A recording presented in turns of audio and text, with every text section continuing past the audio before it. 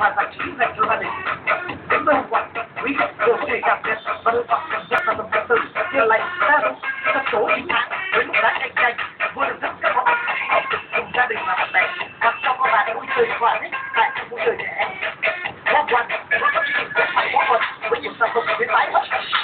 Mua sản phẩm tại Walk One, quý khách hoàn toàn yên tâm về chất lượng giao nhận, bảo hành và dịch vụ hậu mại. Đội ngũ hoàn toàn là các mục tiêu công quận hiện giao nhận và lắp đặt miễn phí và ưu đãi các sản phẩm lớn ở thành phố Hồ Chí Minh. Các sản phẩm mua tại Walk One được bảo hành chính hãng trực tiếp bởi